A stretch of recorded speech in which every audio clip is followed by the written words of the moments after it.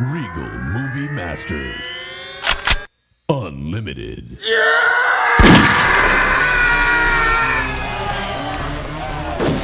is the Regal Movie Masters Unlimited podcast where we indiscriminately watch every goddamn movie that comes out at the local theater.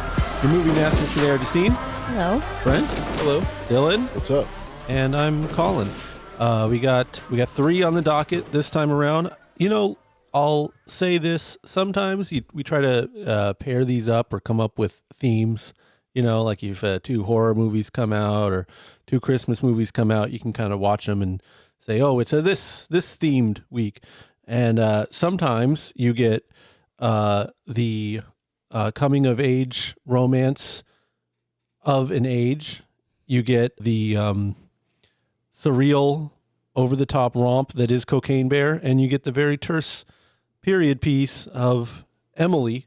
And it's pretty tough to string a theme together, but they're all period pieces. They all take place in a different time, I realize. Yes. And they all, drug use is a part of all of them. Yes. So it's a drugged up past kind of drugs from a different zone, time traveling drug movies. These are three movies that are about time traveling and drug use. But before we get into that, we got emails. Everyone, I keep plugging the email, moviemasters760@gmail.com. You know, you got some thoughts, you got some questions, you got some comments, things of that nature. We're reachable, man. Traditional means of communication, email, electronic mail, moviemasters760@gmail.com. We have one to get to this week, and it's an important one. I'll summarize a lot of the time, but this time I'm going word for word. I'm respecting the craft. A well-curated email. It reads as follows. Dear Movie Masters, great work overall. However, I have a special message for Colin. That's me. Okay. Colin, I'm appalled at the accommodating stance you have adopted towards Mr. M. Night Shyamalan. Time and time again, he has proven to be a fraud and a narcissist. And though he might not be as publicized today as he had been in the past, his loitering presence is still a reminder of all that is petty and corrupt in film and art. He will die believing that he had been one of the greatest filmmakers to ever worked, when there are possibly hundreds of thousands more deserving of the opportunities that he has spoiled. I am of the opinion now, the man cannot read. I hope, for your own sanity's sake, that you will approach this matter in a more lucid way in the future. Best regards, an old friend. Listen, hold on. Now listen. Wow. I can't read. My point, I was not kind to Mr. Shyamalan's work. The thing is, I have been a hater, a proper disliker of all things Shyamalan since George W. Bush was president.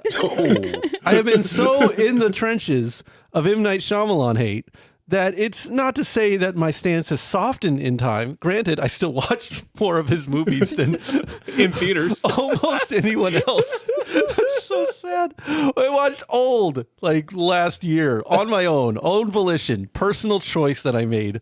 Terrible decision. I am a hater. My point isn't that like, oh, he's actually pretty good if you think about it. My point is that it's passé. It's low hanging fruit. It's punching down. It's just such an established fact that it's like, okay, obviously these movies are terrible. Obviously this person doesn't understand humans.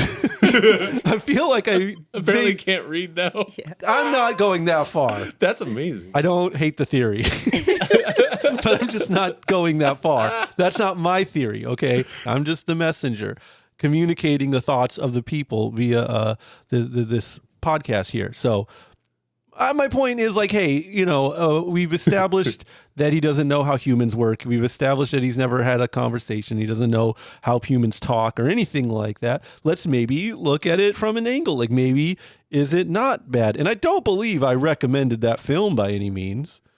I think I was salty towards it or said just don't bother watching it or don't care about it. Yeah, I think that you were kind of like, just accept these as what they are, though. And I think this email is like, no, don't accept this. I don't disagree with his email, by the way. I don't know about the reading part. I'm just agnostic on that issue. until I see more evidence. Oh, But- your point was M. Night Shyamalan is Pearl Jam, and he stays in his lane, and you opt to go in, therefore it's on you. Yeah. Okay. Yeah. My point is now in this culture that he just isn't shoved down your throats. Whereas like, post like even like Signs or something. Signs was shoved, the red box when you would walk by, it would just like throw a lasso at you and be like, come here, get this movie. Like, and that movie was abysmal, but we still had such grace for the guy that we were going to let him get away with that BS. I'll say this. Number one, I was wondering when I'd have the moment in my life where I go, oh my God, the podcast is worth it. Is definitely that email. That was such a delight to hear. And I encourage other people to continue to write in and offer such sharp critiques. That's amazing. And the point about not being able to read is something I never considered, but I'm like running through the data in my mind right now, and you may be onto something. But I also think, and I wonder, this is a question for you, Colin. Do you think maybe you've aged out of the demographic that does get aggressively pushed down people's throats when it comes to M. Night Shyamalan movies? Because I do hear about them a lot outside of our own little bubble. Like just people that don't watch movies, people that might go to movies maybe once or twice a year, be like, have you seen the new M. Night Shyamalan yet? Yeah. I don't know. Like, I truly don't know how people get advertised to. I mean, maybe if you watch sports, something could be live. Yeah. Right. Dylan, what's M. Night talk looking like? The M. Night stand side of TikTok. I don't get that. It doesn't exist. I know people watch what's that movie, Knock at the Cabin? Right. Old was just made fun of. Yeah, it was memed. Because it was Yeah. like, Yeah. that was a funny movie. Those were funny memes. Yeah, because it was a funny movie. So there's a knock talk, but not a Shyamalan talk. Well, I mean, I don't know. I think for this one, it's more or less like people wanted to watch it because of, from what I know and what I understand from what my friends are watching it for, the cabin aspect, Dave Bautista, You okay? and I think M. Night Shyamalan's just kind of like thrown in there. Okay. I don't think they're watching it because it's a Shyamalan movie, but like, I think they just hear Bautista's in a cabin in the woods movie. All right, let's watch it. Which, ironically enough, is like the role that he took on where I went, oh, he's a good actor. Yeah, exactly. So they're like watching it and they're like, what the hell is this? I don't think they're watching it for Shyamalan though. Yeah. I also feel like we've been having a weird string of like horror movies every month. Yeah. Right. And that's kind of a thing now. So I think that it's kind of like, oh, did this Knock at the Cabin? This is pretty much that. This is the new horror movie, right? Yeah, this is this month's horror movie. I feel like, yeah, they're just rolling out. And so it's kind of like, okay, this is the next one. Watch it. What was it? Was Sixth Sense his first movie? Aside from Stuart Little, yeah. He did the script. Oh, but he didn't direct it. Right. His first film that he wrote and directed. So he dictated the script for for Stuart Was Little. there a the- twist in Stuart Little? The posit is that he can't read, not that he can't write. Then, yeah, actually that scans because he couldn't reread his own stuff. It does feel very first draft. No, every he had like to do line of Lady dialogue. in the Water. Or what's that movie called? Lady in the Water, but Yeah. he wrote it. Yeah, he had to write that story to read it to his kids. Nah, That's that why was that a movie problem. exists. No, he said the master. story. You don't need to write. If it's a children's tale, you could just say it. No, And you gotta then- read it. 'Cause you can't remember what all the He had an details. earpiece in. He didn't reread it. I'll say that much. That is objectively true. So there's some again, agnostic. I'm agnostic on the issue. I just think we should teach the controversy is all. Learn from your mistakes. I don't think I don't think I was tossed on. I'm an on the record hater for M. Night. Okay. I'm not going to get that pinned on me, but respect to the observation. Of an Age is a film from Goran Stolevsky. He did a movie called You Won't Be Alone a little while ago, coming of age film. The bulk of it takes place in 1999. And man, it was a good call. I'll get into it later. And I guess I would say it's about a high school kid, and he meets an older guy, he meets his friend's brother, and he finds himself romantically attracted to his brother, and like in this whirlwind 24-hour romance, they just find this connection and they bond. But because it's like, this guy's the kid's graduating high school, the older guy's like traveling abroad for college, they can't really have a romance or a relationship. So it just kind of has to end. and they reunite later on. There's like a kind of a second part in the movie, an abrupt 10 years later kind of thing around that volcano exploding in Iceland, which is, I don't know why, but just what a charming little piece to put into the film, right? Like a real thing. Yeah, and they reunite, and you know, some things change and some things don't, and it's just a really good romance people story. I'm always tempted to say romantic comedy, and it is very funny, but it's not a romantic comedy, even though it does kind of have some of the tropes in terms of like a meet cute and stuff. But it's just a romance, pure romance, I guess. Man, I really enjoyed this movie. I've been talking too much, so what do you? The floor is y'all's. I guess it was I don't know. I hesitate to call it. I mean, obviously it's a romance movie, but it's not staged in that way. It's kind of just staged as, I guess, a coming of age.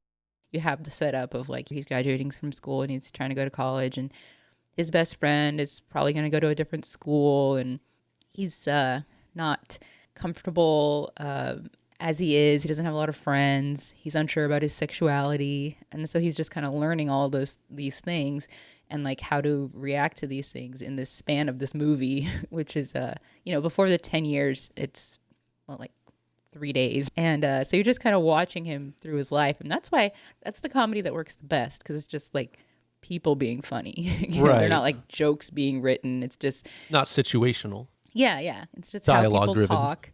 It's how people talk, and it's how people might talk when they're trying to impress somebody that they like. Right. So it's just a little bit extra. Really good. It felt really natural. I was impressed. I've heard some people describe going on a first date, let's say, as you're not really talking to the person you're talking to, or a representation of the person. You know, like you said, like an elevated sense of self. Yeah, your more curated self. Yeah, there you go. That you're presenting to somebody.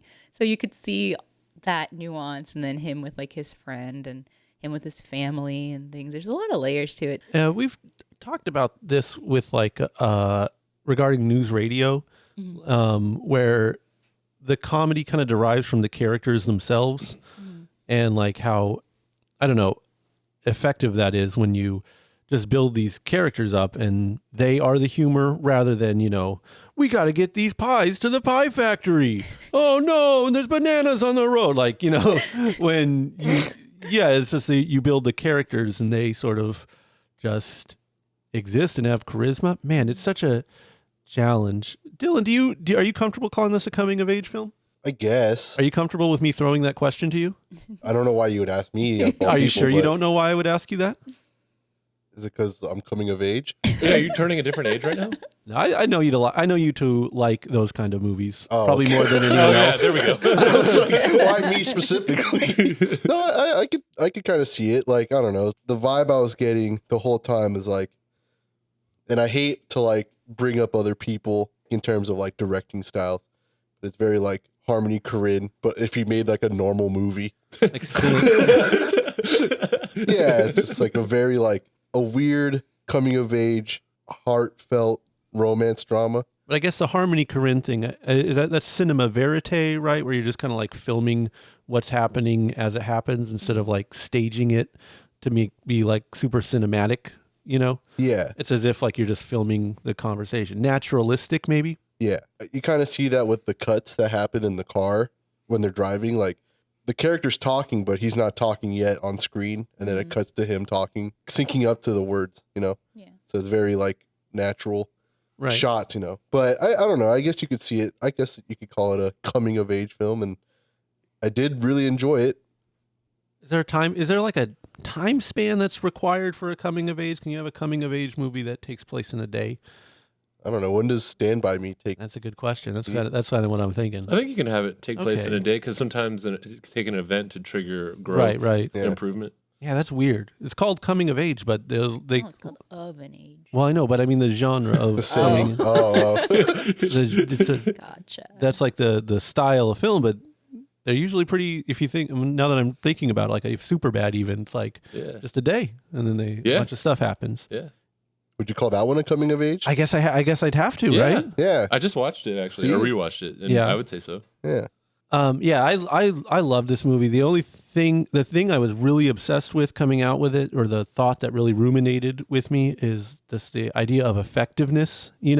Like what techniques do you use as a filmmaker, a storyteller, however you want to call it, to watch these? I mean, a good percentage, 10% seems low. It could be as high as 20% of this movie takes place on a single car ride, Yeah. like it's a long stretch and it's just two people talking and getting to know each other. And like the romantic tension kind of rises naturally.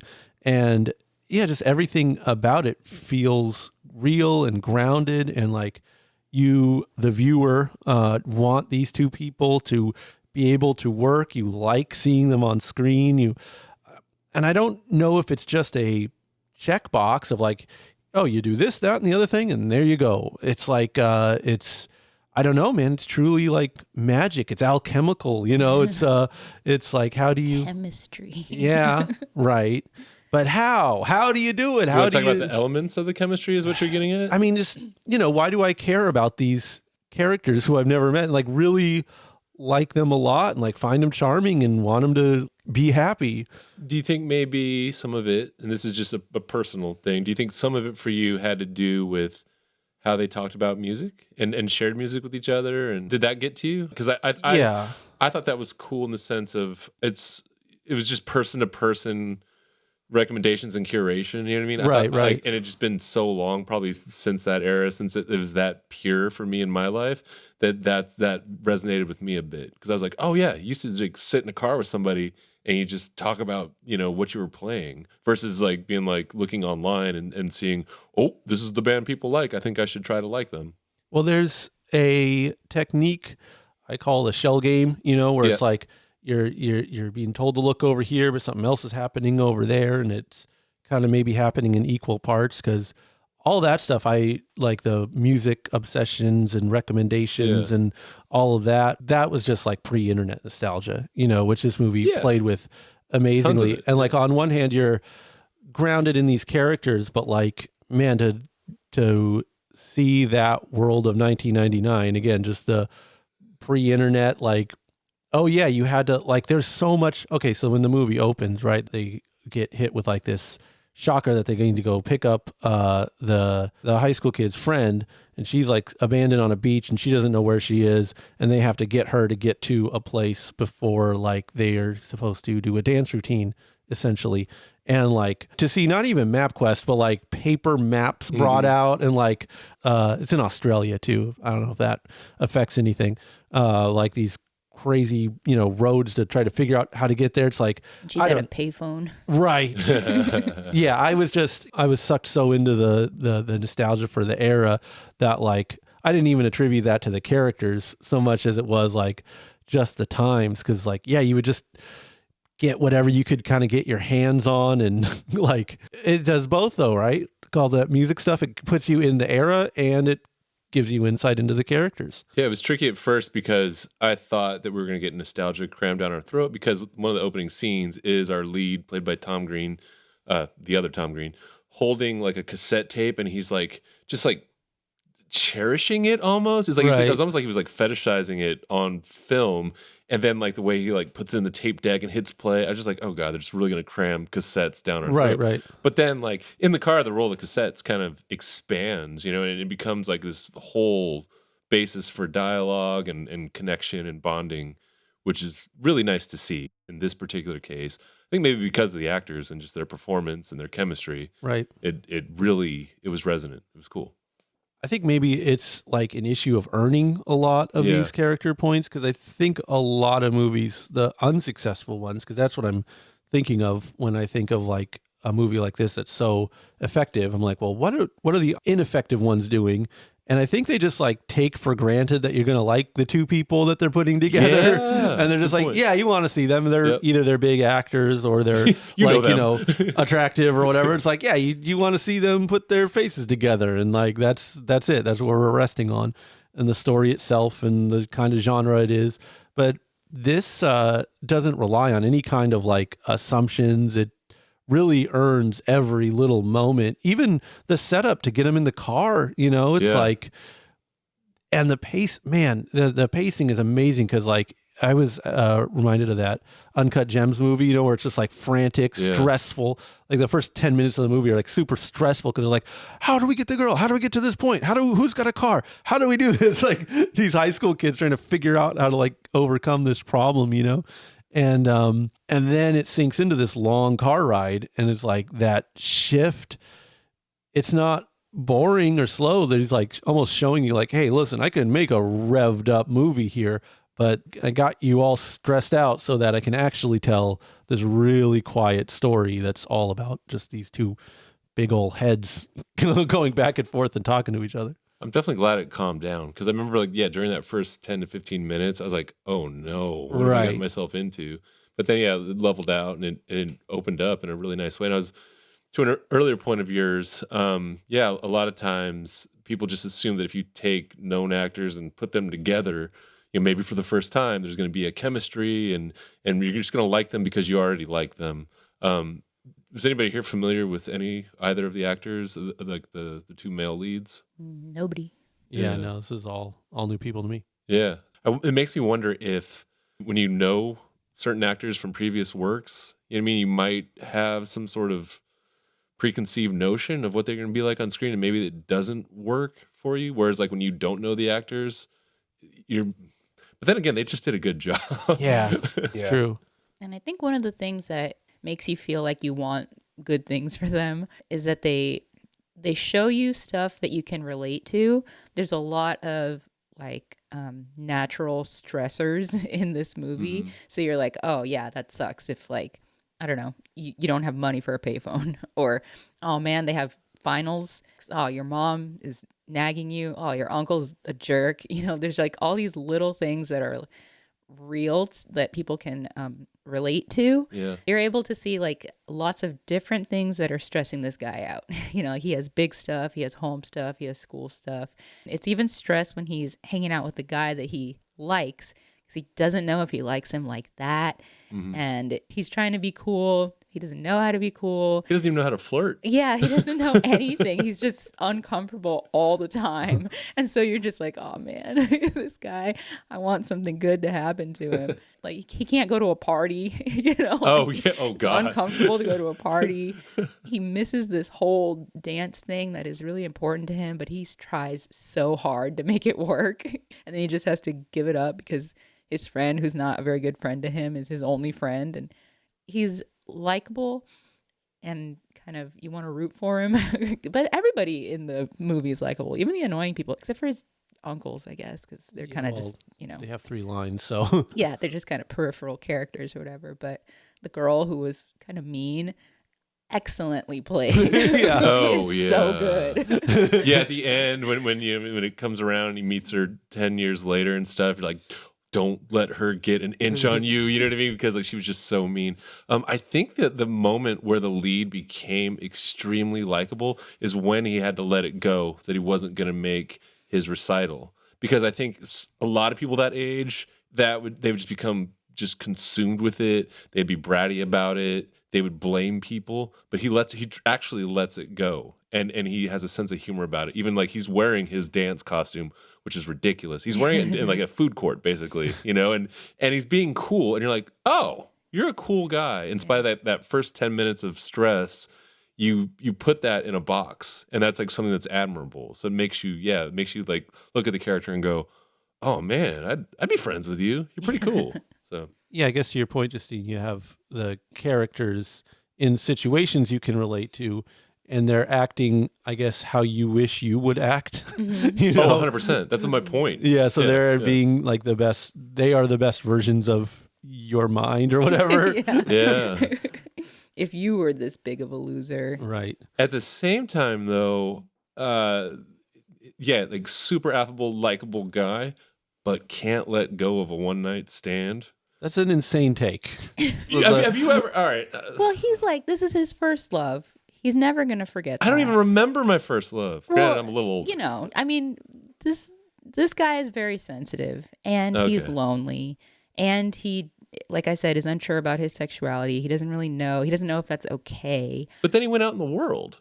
After, and but, it's not but again, that's the impression that this person made on him. Like, 'Cause he this smoked? is the whole deal about a coming of age thing, is when it's like a pivotal point. Okay. So if this guy is like the catalyst for this pivot, then yeah, he's imprinted on his life for life. Huh. Yeah, it's not a one night stand. It's not like he hooked up. Like this guy literally changed his whole world. Like he opened up the trajectory of every day after that day was changed because of like Right, but the world that he unlocked. But like, does that warrant 10 years of longing? yes, No. it could easily. Like that's insane to not be able to like connect to humanity enough to understand Write that. us at And- moviemasters760@gmail.com. Let me know. Like, am I like just completely insane with this take?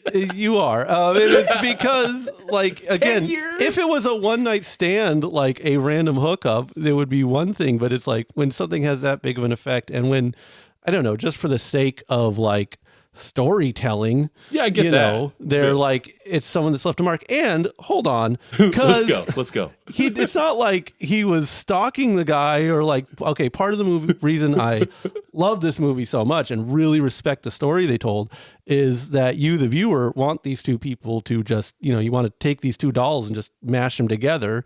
You know, everything about the story is like wanting you to have these two people be together, which is, you know, any romantic movie is kind of like that, right?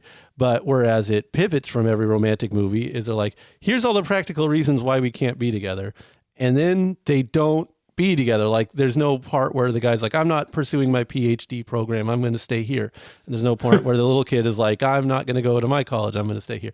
I'm going to follow you to, you know, Costa Rica where you're going. Is that Costa Rica? Is it? Where is it? I don't remember. Someplace in South America. Yeah. They're both like, this is amazing. Has a huge impact on me, but I got to do something else. You know, we have life to deal with. Right.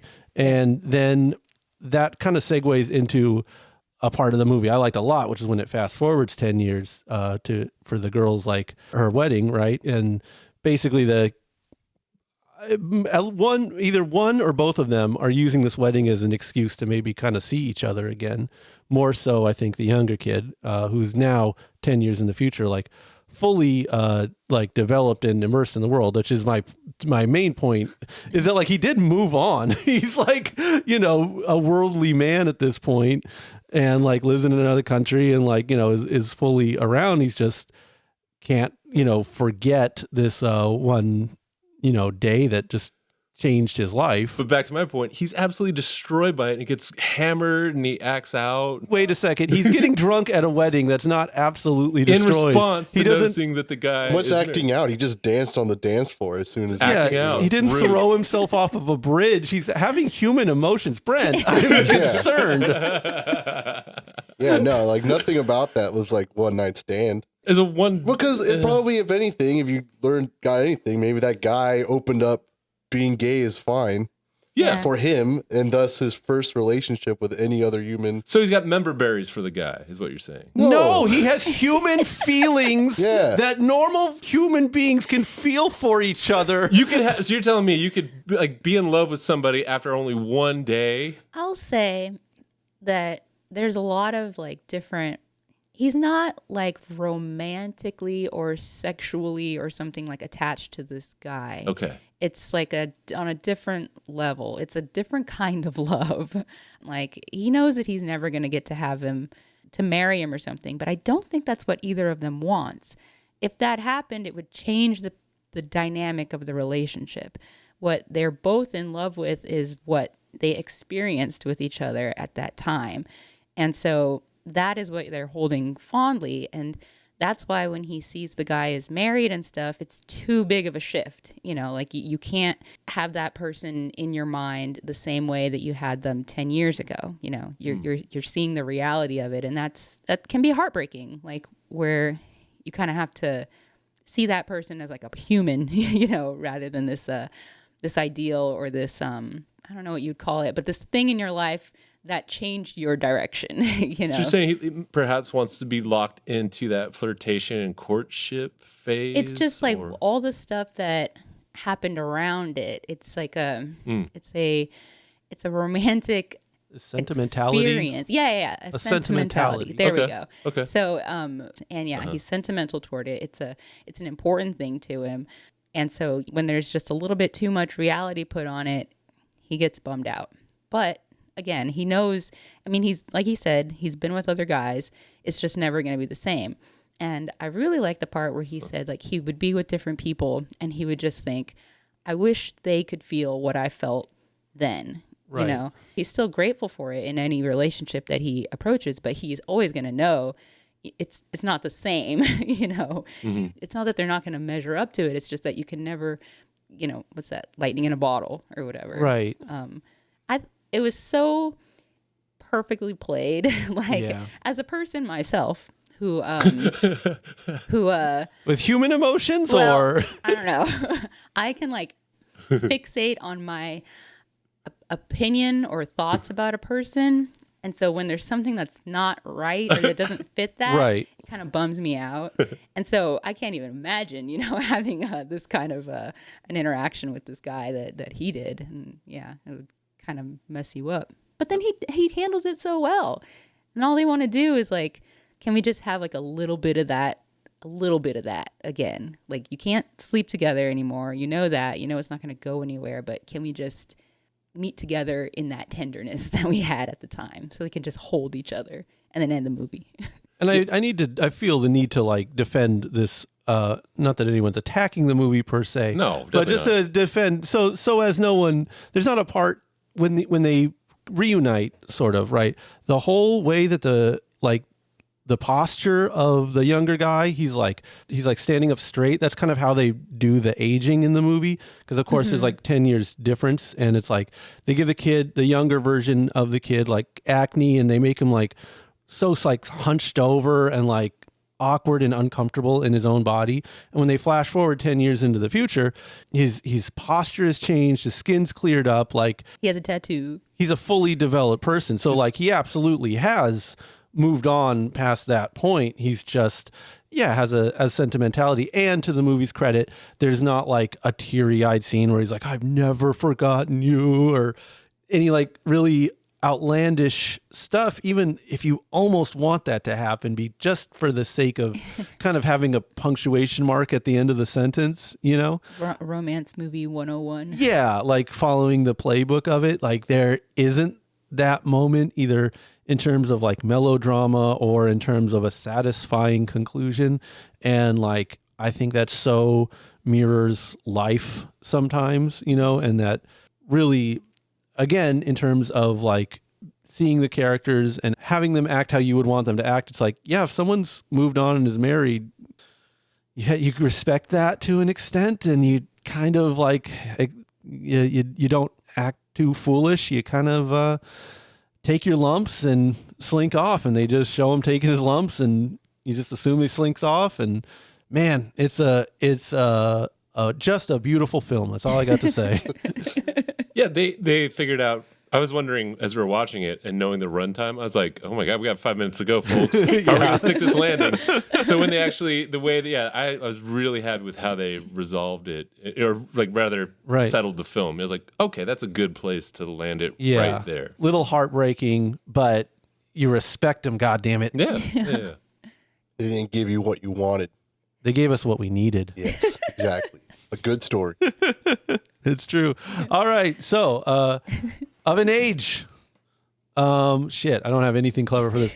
Of an age, are you willing to take a road trip for your friend and maybe find love along the way? Or are you just saying, well, tough luck, and you're moving on with your day? Is this I'm going to say, this is get in the car, get on the payphone, look up a phone number in a book, call that person, look up use a map to determine the address of where you're driving to, and just go, man. And whatever happens along the way, let it happen. I really enjoyed this movie. Another note I don't know where else to put this in. I forgot that the movie we watched before this was Ant-Man. And man, let me tell you, when you give yourself to movies, like the same thing happened. A weird parallel when I watched Avatar. The next one I watched was Spoiler alert. Otto. the next movie I watched after that was Spoiler Alert, which was also a very like intimate human story. So it's like, man, if you ever like kind of have your circuits fried from watching like a big CGI spectacle, this is like the perfect chaser. This is a great antidote to that. So yeah, the timing couldn't have been more ideal for me for this movie. I don't think that the poster does this movie a service. I didn't expect it to be like this at all. I thought it was going to be another like bones and all out the window. There are out the window shots, don't get me wrong. But there's like dialogue happening. Like Dylan was saying, you're not seeing the people's mouths move, but they are having a conversation and it's going somewhere. But yeah, it's really funny. It's really easy to watch. It's relatable. Everyone does such a great job acting. It's like weirdly emotional, like that, but you don't feel manipulated or anything. It just feels like real. And so I'd say, yeah, watch it. I don't know where it is, where you can watch it or how, but it might be in the movies still. I don't know, like once a day or something. Yeah, it plays at noon. Yeah. There you go. Watch it and tell someone how they changed your life for the better. Hopefully, don't hate on people. Don't bring that up.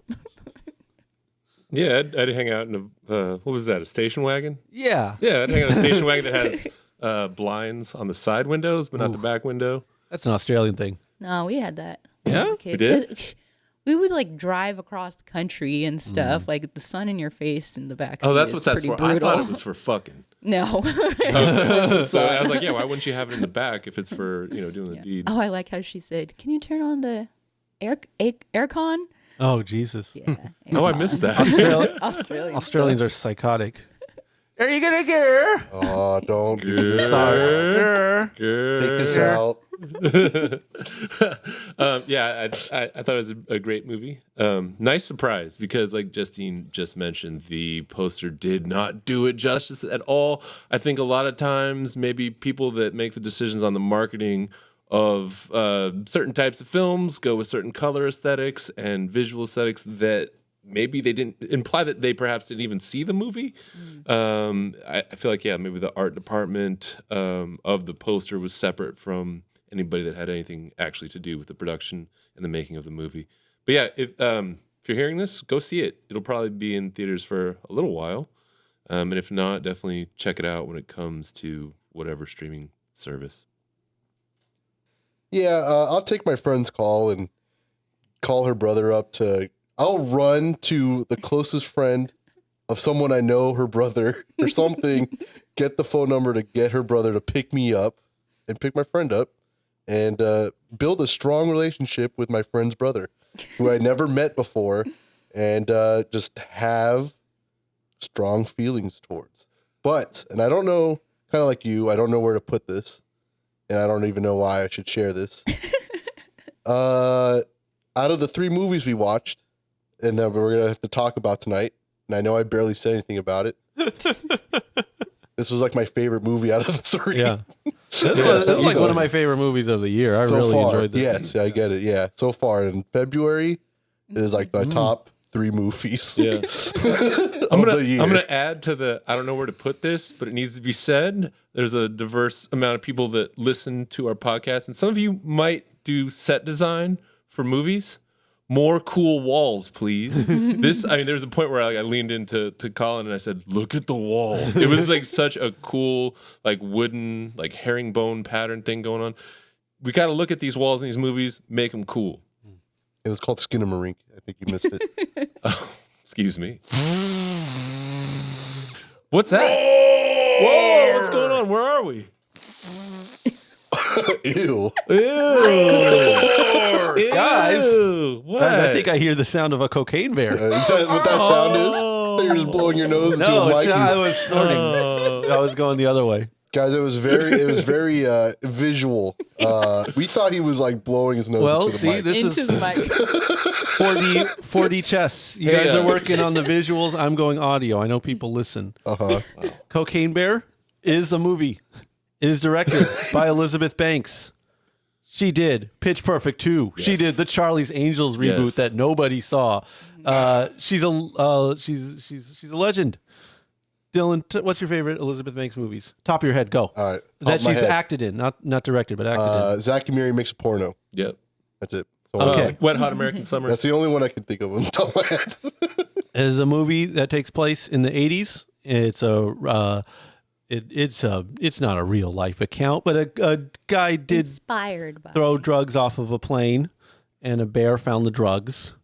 Is what the real story is. And then in this fictionalized story, people are trying to go and recover the drugs, and the police are going to catch the people who did the drugs. There's some kids who are innocently, wrapped up in this chase, and they're all prey for the cocaine bear, a bear who has gotten high on the cocaine that has fallen out of the plane, and he's addicted to the cocaine. He likes the cocaina, and he's running wild. They got to watch out. I think I was really trying to figure this one out. I think it's an action horror comedy. Yes. Okay. What do they call a movie like Jaws, like nature horror? Because on one hand, it's like people in the woods, which is kind of slashery, because they're getting picked off one by one, kinda, or as they encounter the mad out of his mind cocaine bear, which it has a shade of slasher, but it's also a creature feature. It's like Jaws. The danger is it's their natural habitat, and you're on their turf. So watch out, because there's a bear and he's on cocaine. Yeah. It's also a comedy. Mm-hmm. It is like not played super serious or anything, but it's also kind of like all the cop stuff and gangster stuff. It's kind of actiony, and all these things are happening at once. Yeah, kind of in equal thirds. Yeah, I would say. Listen, I would. The only thing you could do to make me not like this movie is make it boring. And it was not boring. So to me, that's like, if it totally sucked, it would be like, well, you went to watch a movie called Cocaine Bear. Yeah. And in that regard, it definitely over delivered. I don't think it's like totally campy and like silly. Well, it's obviously insanely silly, but it's not campy. It's not like, haha, we're making a shitty movie. They're not lampshading it. Like, there's parts where there's suspense, they're on the run from the cocaine bear. It's as suspenseful as being on the run from any kind of killer. And there's like, it is a fun romp. How about that? Yeah, it is in the forest. Right. Primarily, I guess. But that's also where the bear lives. Yeah, exactly. There's not like a subgenre for that. Like, I'm sure there is, but I'm not listening to those dorks. There's something for everything. Haunted house movies have a genre. What is it when you're just on the run from an animal? Natural horror. Natural horror? Because I don't know, Sharknado. Where's that at? That's animal. Yeah, it's natural horror. Is that natural? But what is it? What's something like Alive where you're like surviving the elements? Is that the same as natural? Because I want like an animal specifically. Yeah, an animal specifically is natural. So if it's just like a snowstorm or something. It's like survival. Yeah. Right? And then there's eco-horror. Eco-horror is where the environment is getting you, right? Sure. All right. Sharknado is more like, was that a barometric horror? Okay, we don't need a subgenre on this. But yeah, it feels slashery, but I think only because it is in the woods, but it's the bear's woods. Yeah, and he's slashing them up. He's getting them. And there's also a lady kind of slashing people up too. Oh yeah, accidentally. Yeah. Actually, yeah, and then there's people killing each other. There's a lot. There's a lot. Cocaine Bear is a lot, and that should have been the subtitle of the movie. Cocaine Bear. It's a lot. And there is a lot of cocaine, and the bear does a lot of cocaine. Well, he eats a lot of cocaine. Yeah, and the real life story is that the Pablo Eskobear, the original bear, consumed over $20 million of cocaine. And of course, died almost instantly. But hey, this is why we base it on true events and don't actually document the true events. Yeah, I was just thinking about like all the absurd people dying. There's a really awful scene that I had to look away from when somebody falls out of the back of an ambulance. Just skids on the ground. Oh, yeah. It's awful. Yeah, I mean, I think horror people might like the kills, right? see, I'm torn on this, and I kind of feel that it's these three things happening, and I almost feel like because they're not really committed to anything specifically or not committed enough that, like, I don't know, it doesn't quite feel like as over the top and manic. He's even like, I don't know, a Barbarian, which is like a pretty straightforward film in terms of like what it is and the kind of story it's telling, but it's like way over the top. And I don't feel like this is totally crazy, insane, over the top. No.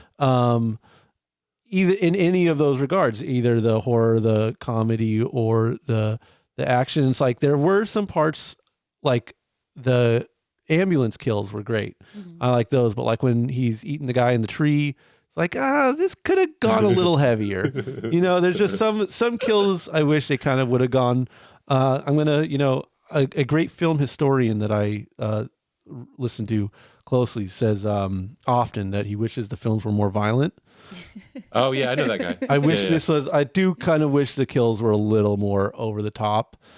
I don't know, because I think you're right. I think it was like they needed to balance the thirds. Right. And if you start going over the top with the kills, you might have to sacrifice other elements in that perfect little ratio. Yeah. I don't know. What I really liked about this movie, and I feel almost bad for people that are just gonna like, oh, I'm gonna wait till it's on HBO or wherever it goes. I think this is made for movie theaters. This was a really cool theater experience. Yeah. At least for me. I don't know. It was kind of the theater experience you'd want if you were watching Cocaine Bear.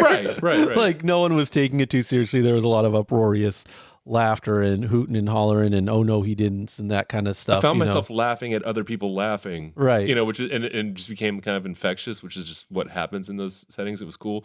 But the one aspect I really, really, really liked was there was a row in front of us. There's like four guys, and they took the based on a true story very seriously, and they only offered practical advice to the screen, like, right, hey B, you got to shoot that bear. Right. No, man, like, yo, I would just shoot that bear. They were getting like worked up. It's almost like they kind of didn't get what was happening, and they thought that like the resolution of the movie is just like, yeah, you need to shoot the bear. Was it good? It was a refreshing experience to know that don't go down there kind of stuff still. That kind of advice is still in the air. I try to think of the last movie we saw that was kind of like that. I feel like The Invitation was like rowdy. Yes, but that was just because there was a sheer quantity of people. But I don't know that they were fully like, oh hell nah. There was like Terrifier 2. There was which one? Terrifier 2. Oh yeah.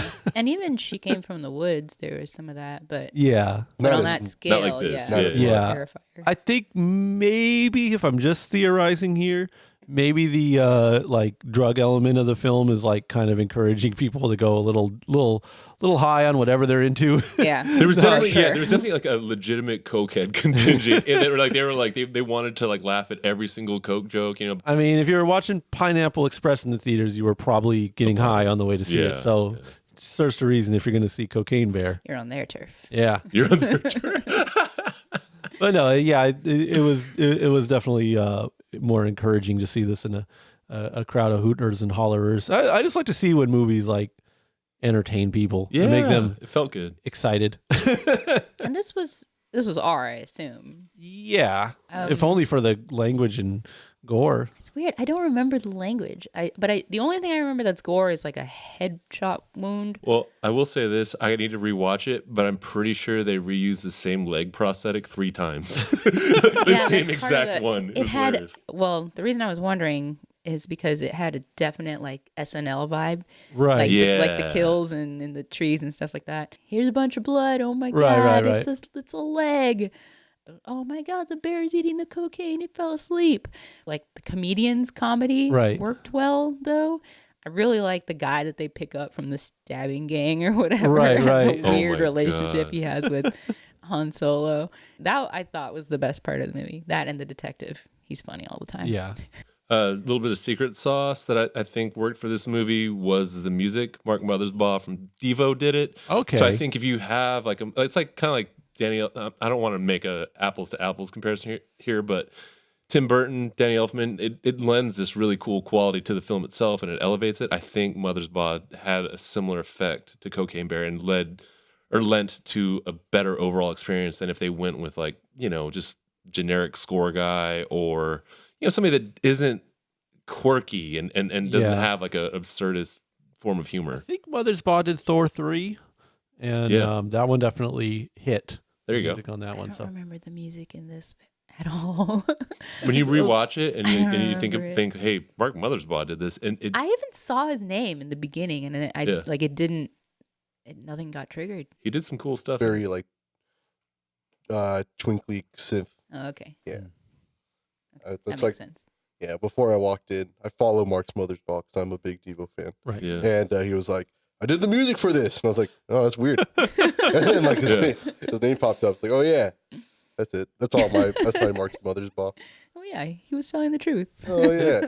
I mean, seeing people like that attached to the movie, it does. I think it's important to delineate this from a Sharknado or Birdemic or like one of those really low budget movies, because this could have kind of gotten away with being that and probably made about the same amount of money, honestly, just because that's such an outrageous title.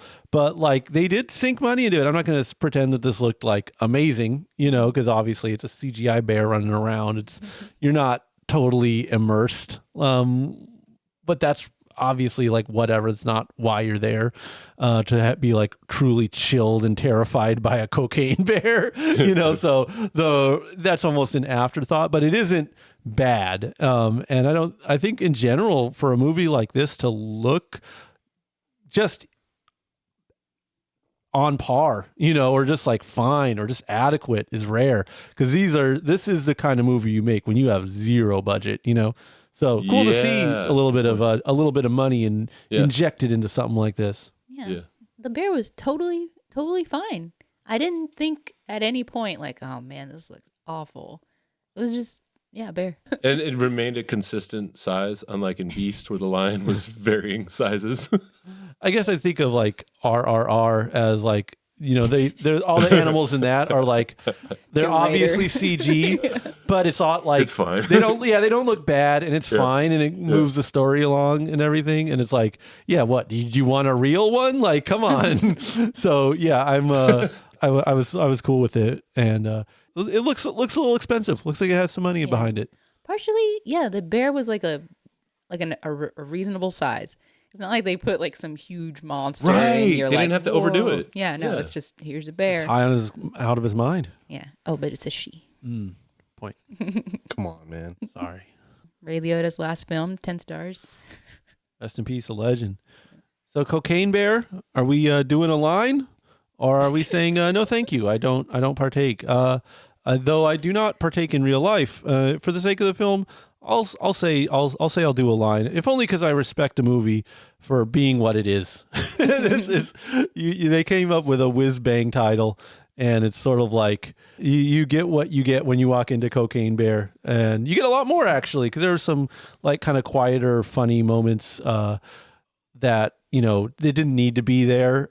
But thank goodness they were. Yeah, exactly. Really benefit the movie. Again, if this was a little bit more crass or soulless, like they're going to nab your money based on the title, right? So thankfully, I think this movie does deliver a little more than just pure exploitation. Mm-hmm. I'm not going to lie and say that it was like, something I'm necessarily going to like watch every year or anything like that. It was a very fun ride though. So, again, if you see a movie called Cocaine Bear and you're like, maybe I'll watch that, then you'll like it. And if you see a movie called Cocaine Bear and you're like, come the fuck on, I'm not going to enjoy myself on watching that, then you're probably have a very low entertainment level, and you're probably not going to like it anyway. So yeah, I'll chop it up. Break me off a line of that Kit Kat bar. That's what they call cocaine, right? Because there's four of them.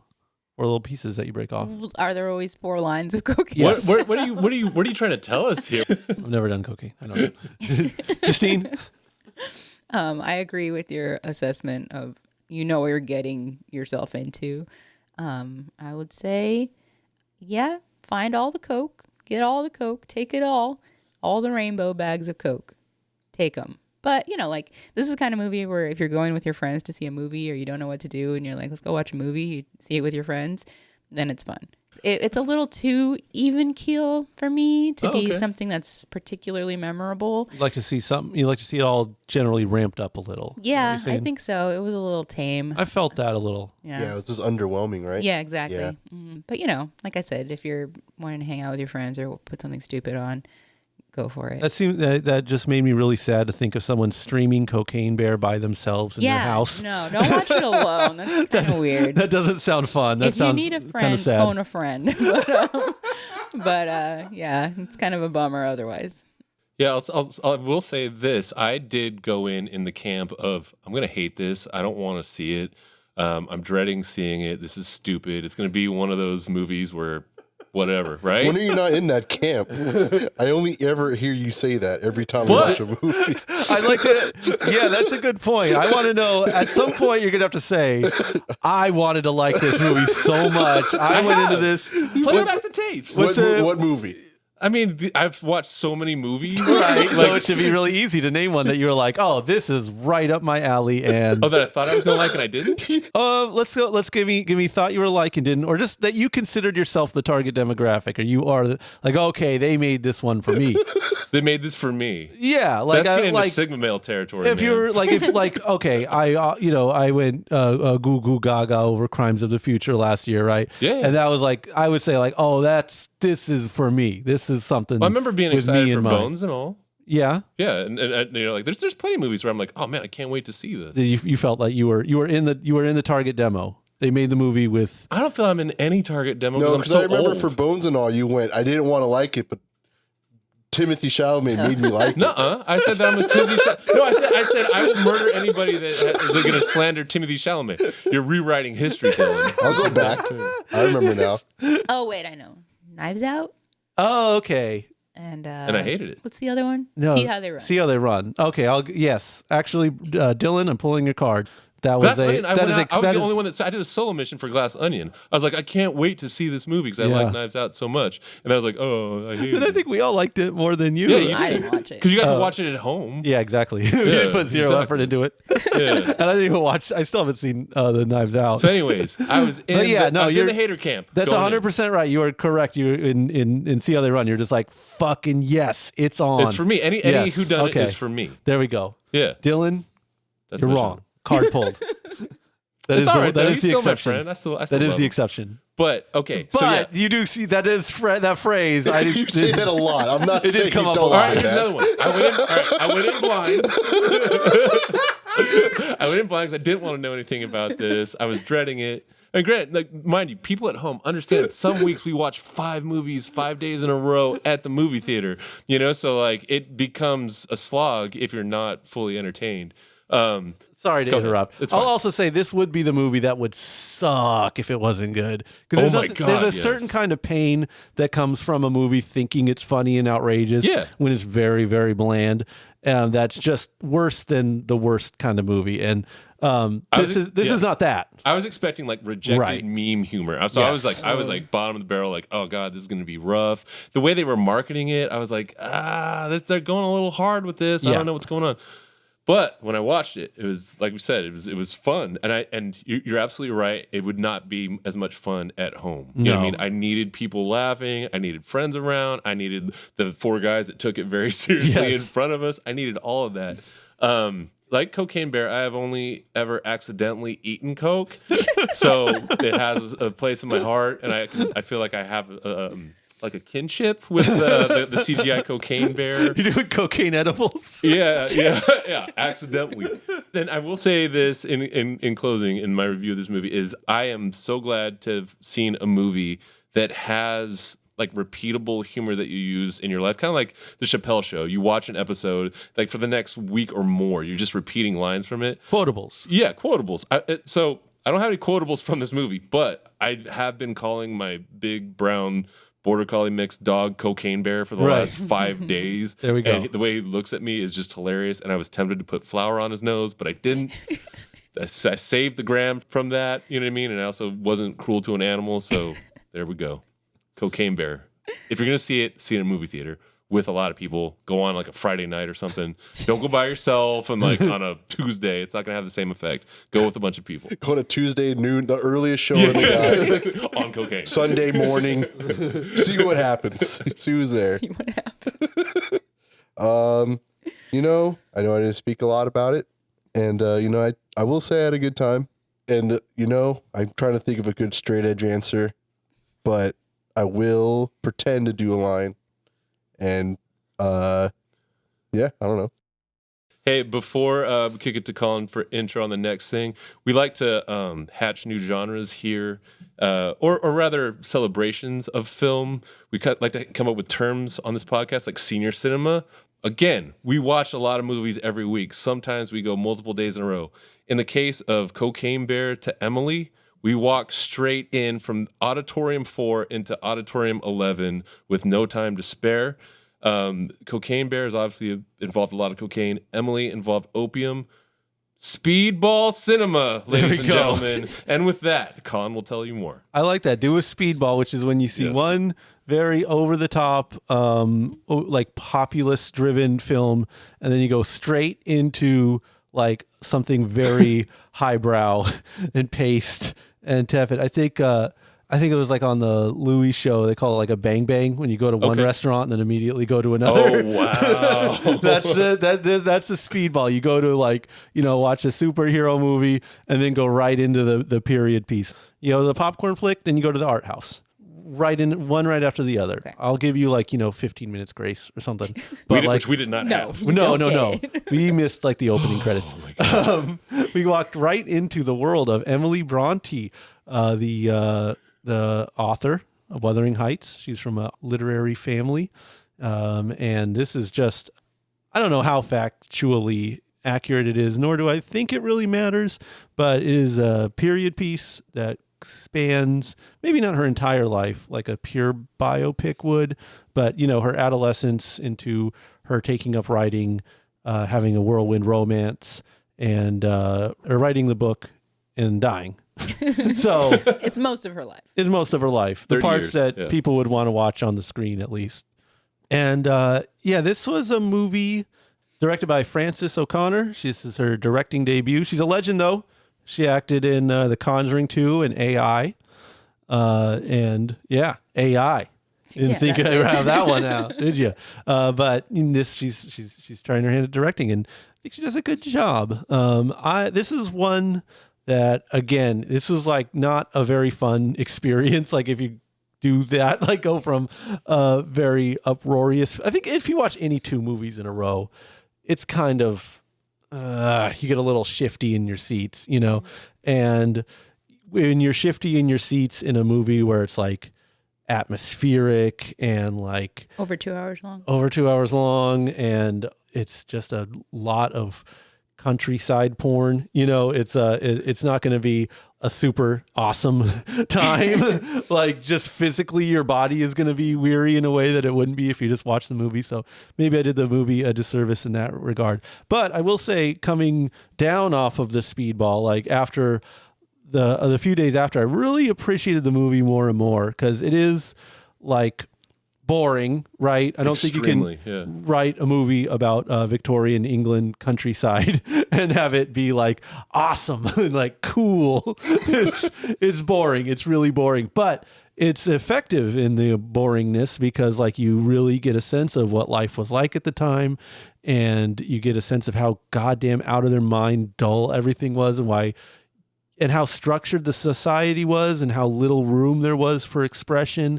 And so when they do eventually express themselves, either by writing or just spinning around in a field, which happens a lot, you're like, you know what? If I was there, I get it. I'd be doing that shit too.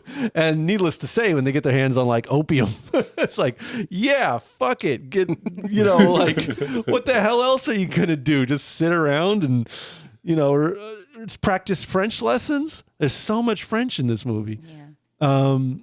But again, to go back to my point of an age, like effectiveness, to really put you in that atmosphere as a viewer. Because don't forget, Cocaine Bear takes place in the 80s, At no place did I feel like I was in the 80s in that movie. No. You know, and not that that's like a super important detail in the film or anything, but, you know, it is very funny to watch one movie take place in one time and then another movie take place in a different time, and one just have that time that it takes place and be so oppressive and just dominant. And they do such a good job with like the costumes and the interiors, and man, it's a beautiful, flowery film to look at.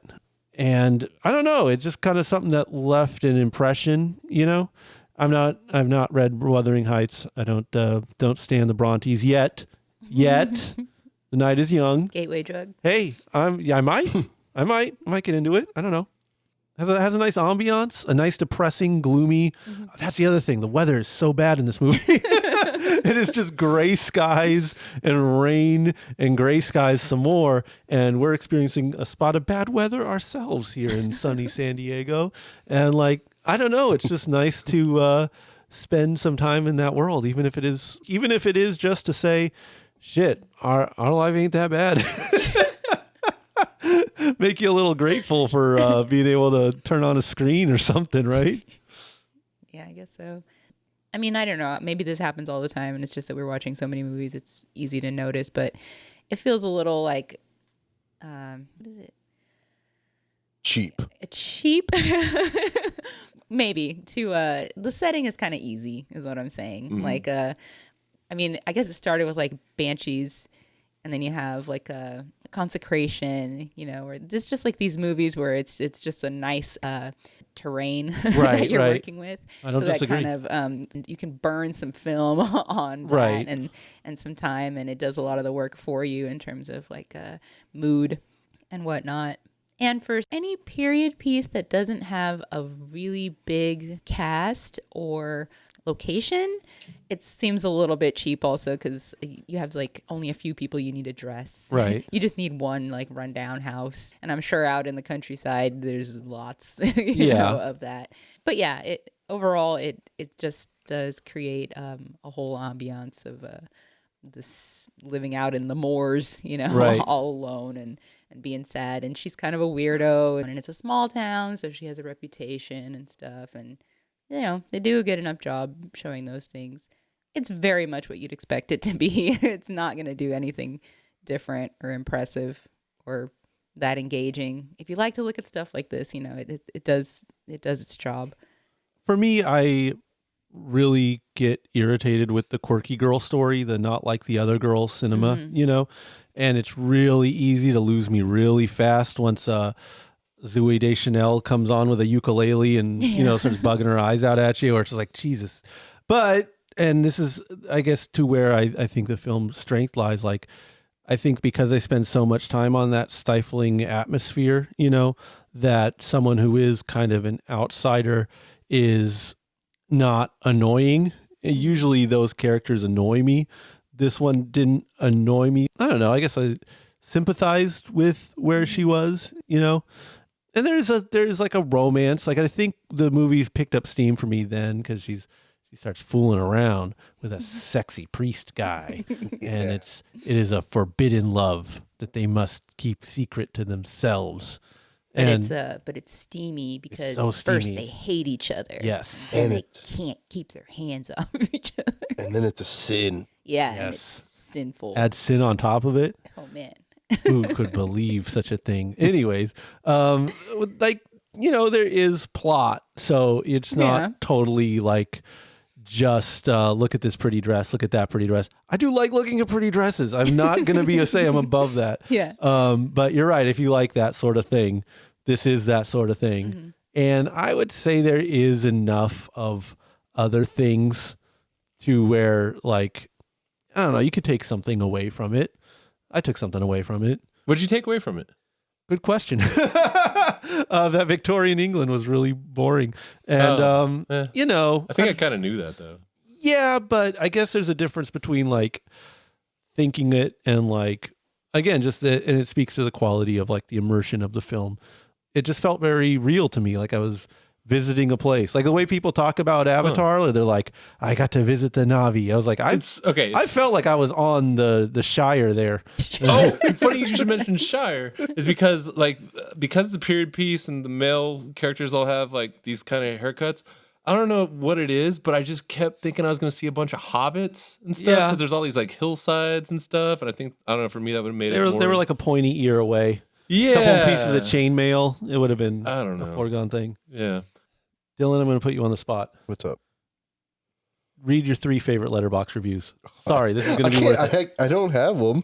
Give me a second. I wasn't ready to read. I know you weren't. Yeah. I know you weren't. But you mean that you were immersed in boring Victorian England that's Countryside. out in the middle of nowhere? Yes, absolutely. Yes. Yeah, not in the lavish manners of the aristocracy. Just the disgusting, bustling cities. No. Very, very different movies can be told from that same era. And I think, you don't get the full not like other girls treatment because it's kind of there's not that much wiggle room. Right. Like, how weird can you be? Oh, well, she doesn't like to talk to townspeople. Okay. What? Yeah. Oh my. Oh. Yeah. It's very much a more Belle from Beauty and the Beast sort of situation. Yeah, was she not like the other girls? Oh yeah, she's a beauty but a quiet girl. She Emily? spends all. No, Belle from Beauty and the Beast. Oh, I'm sorry. She's a beauty but a funny girl. That's what they say. They sing it at her as she's walking through the town. That's what they say. And to Belle. Gaston's like, she's weird, but I'm gonna fuck her. Yeah, he says that too. I'll throw her a pity bone. I'm down to slum it. Speaking of throwing bones, I can't remember the last movie I saw where people had sex in a bed. Like, this movie has a sex scene. It's in hay, and then Oven Age was in the back of a station wagon. I don't even recall last year seeing too many sex scenes, and all the stuff that we watched. Yeah, what was that? The movie with the cum in it? Infinity Pool. Infinity Pool. Cum and all? Oh, yeah. Infinity Pool. Okay. Yeah. Was there a bed involved? No, it was just Was a there big even old room. sex? They just had an orgy. Yeah. Oh, it was just Skarsgård got jerked off. They were tripping. Yeah. Who knows if that even really happened? But that sex scene in Emily was stupid too. Like, it started like, okay, you get it. It's a a dime store romance novel situation, Yeah. and then they just show a random boob on screen where it's like, this is disrespecting your audience at this point. You know what had me cracking up about that scene, though, was how long it takes to get off all your goddamn clothes in Victorian England. I was cracking up at that. Layers. That's some of the here's the reality. It's like you're a walking Russian nesting doll. So, Dylan, why don't you read me some of your favorite Letterboxd reviews? All right. Let's hear what the people are saying. All right. 4 stars. The drinking, smoking, opium eating, clergy fucking Emily Brontë we deserve. Pretty good. Good one. Yeah.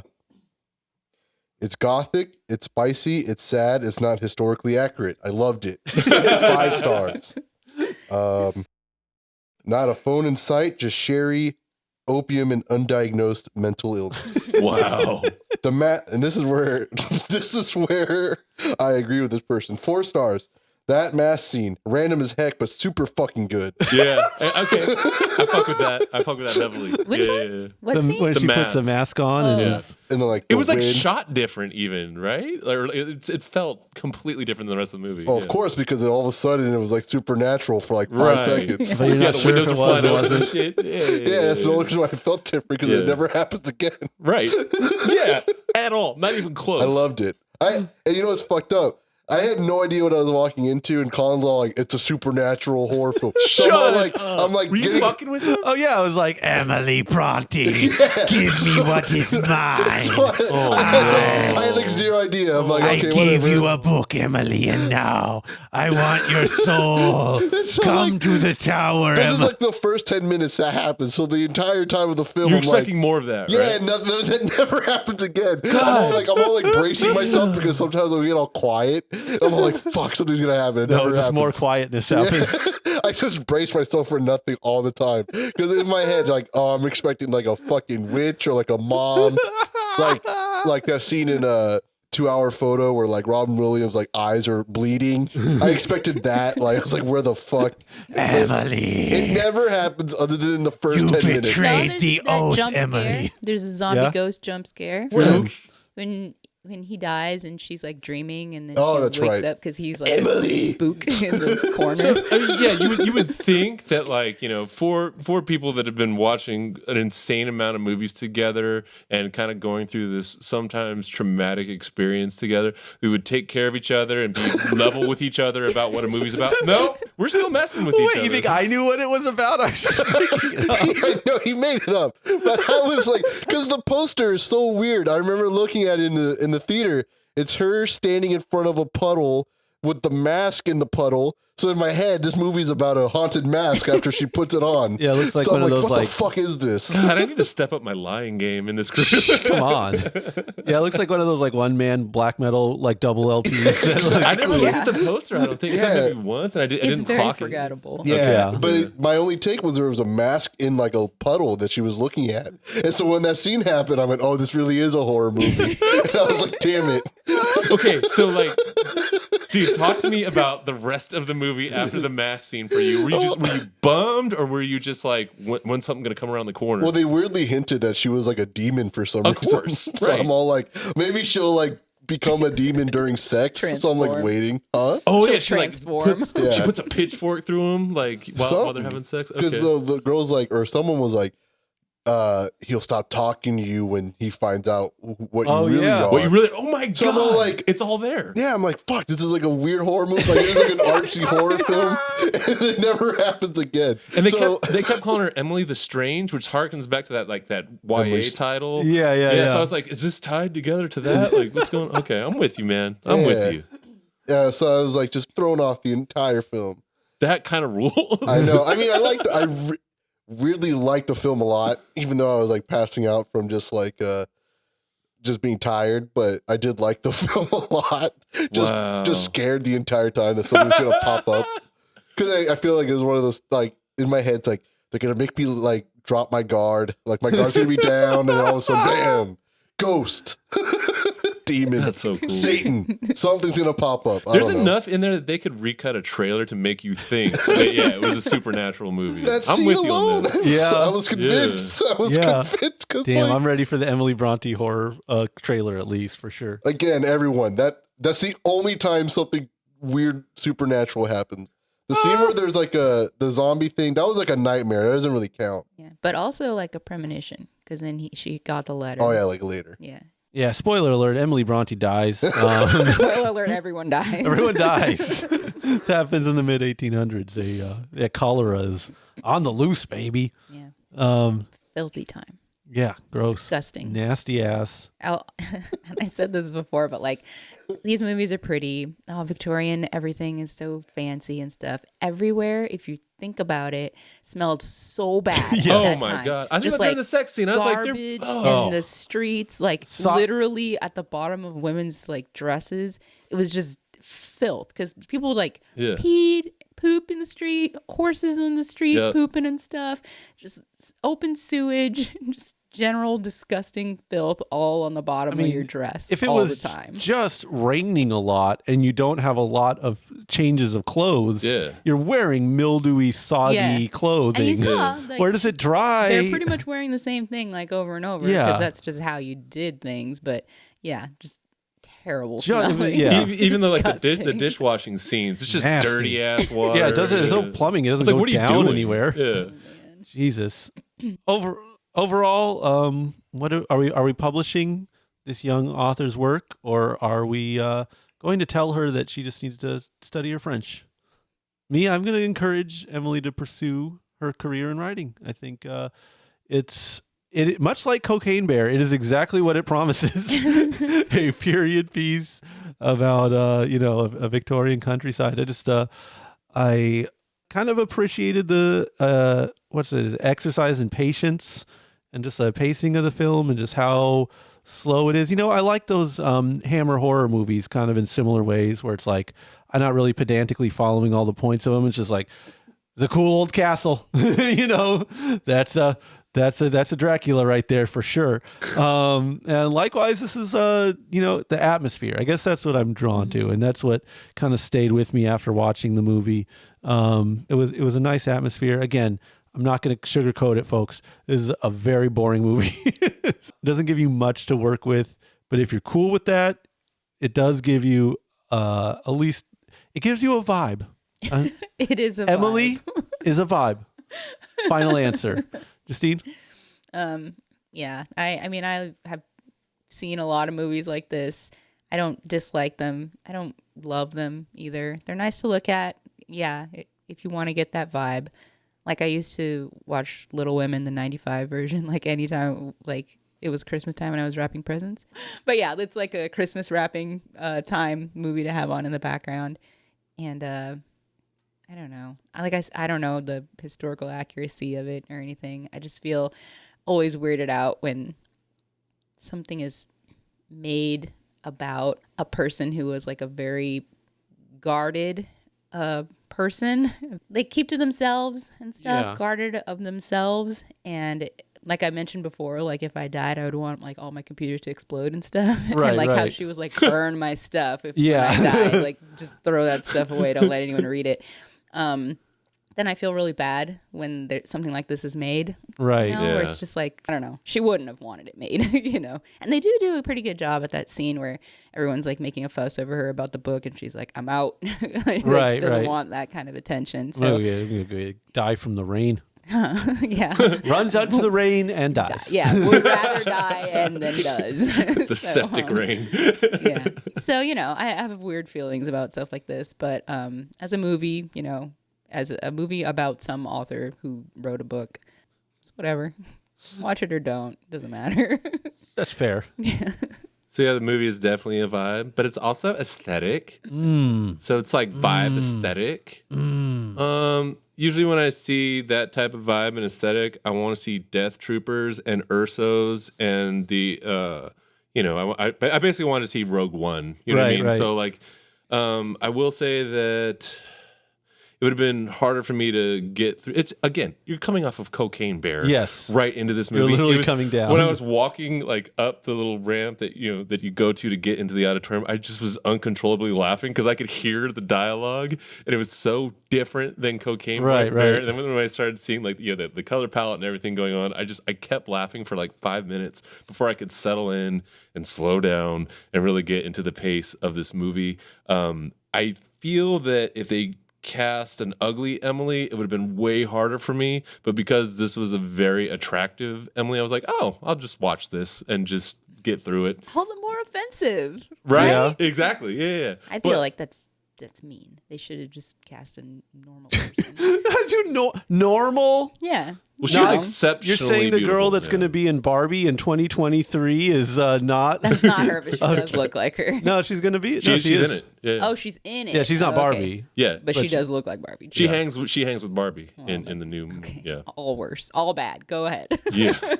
So I mean, I'm with Justine. It's just like, yeah, I've seen these period pieces a lot. They're fine. I'm not gonna like, run out in the streets and shout their names across rooftops or anything like that. But yeah, it was mainly just funny going from Cocaine Bear into Emily, no break, just straight in. And yeah, I mean, I don't even have a rating for this one. It exists. It's a movie. If it's your thing, you've probably already seen it. I liked it. Brent, you got a game of Maltin for us?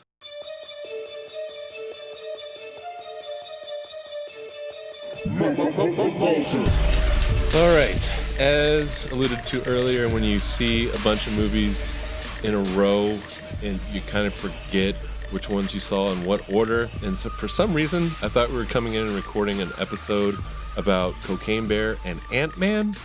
So the theme of this week's Maltin is movies with animals in the title.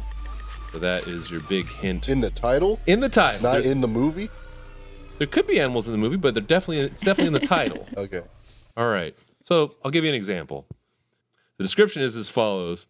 Entertaining animated feature about a panda who dreams of being a martial arts hero instead of the son of a dumpling chef. Then, through a quirk of fate, he is chosen as the dragon warrior to help save a city that's about to be attacked by a ferocious leopard. Uncommonly handsome production design and exciting action scenes enhance a simple storyline.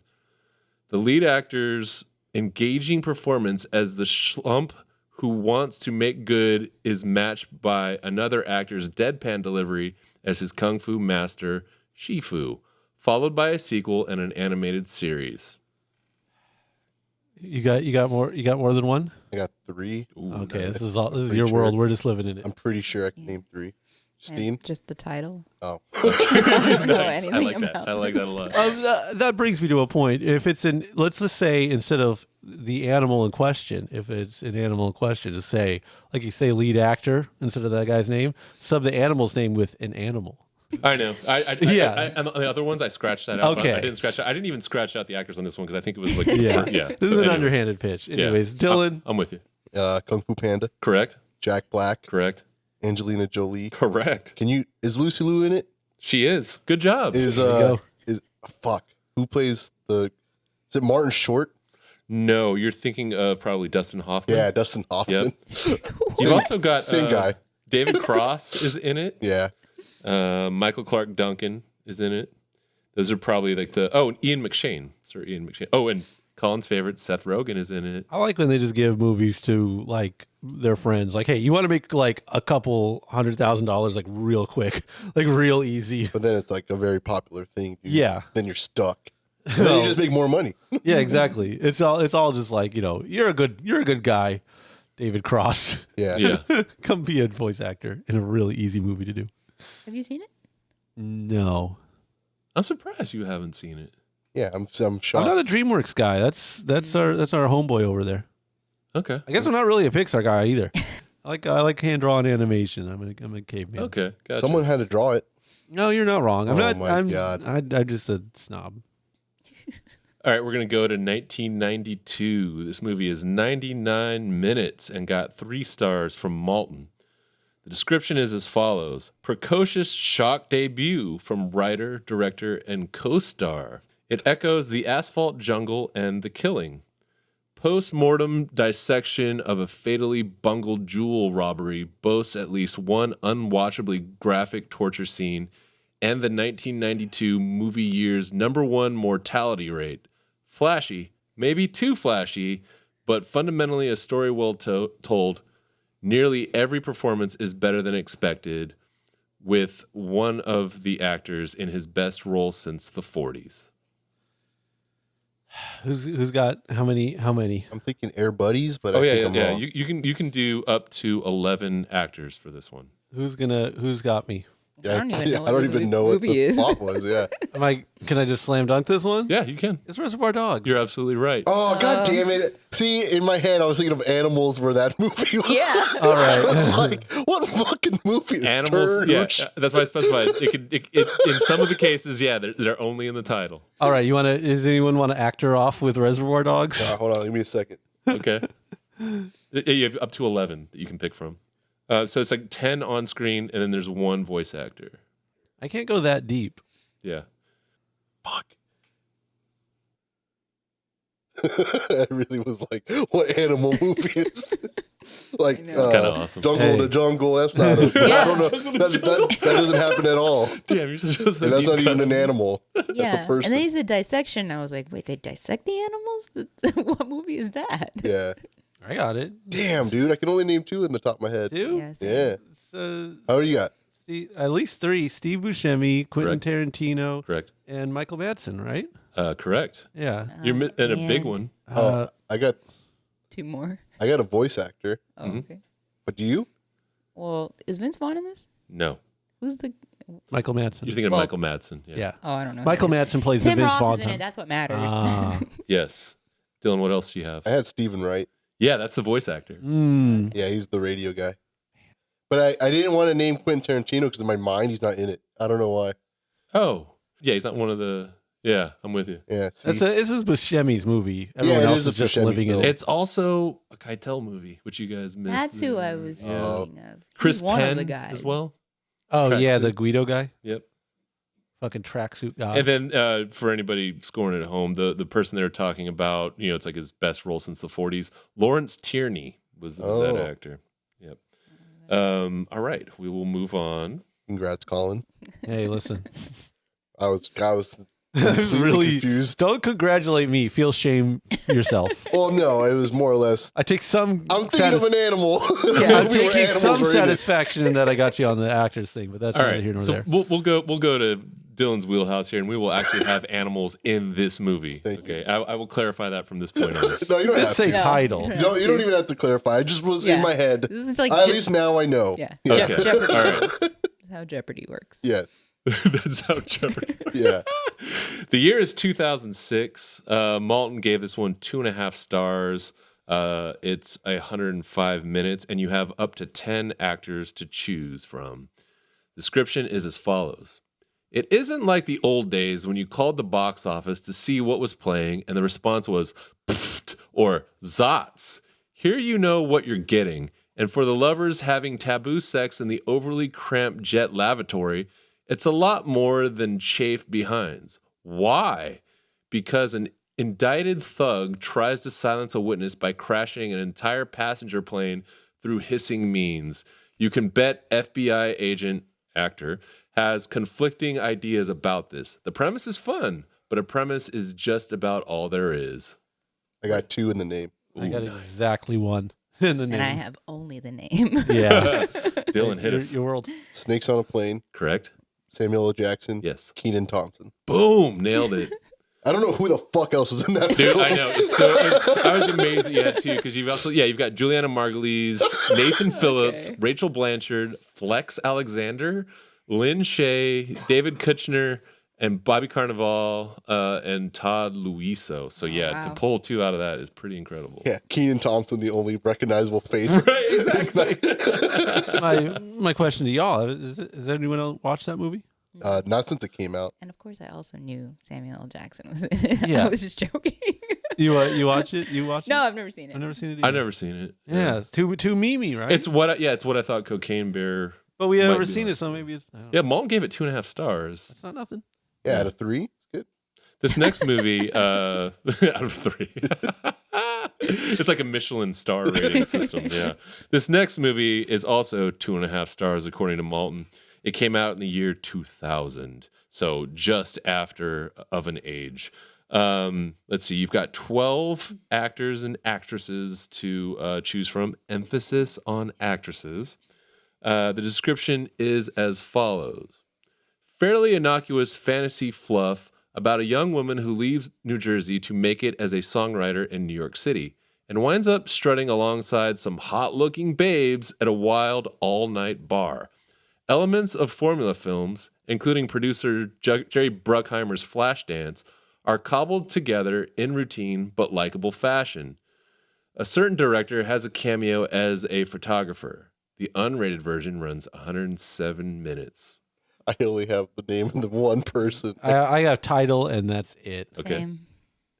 Dylan, hit us with the title and one person. Is it Coyote Ugly? It is. Is Tyra Banks in it?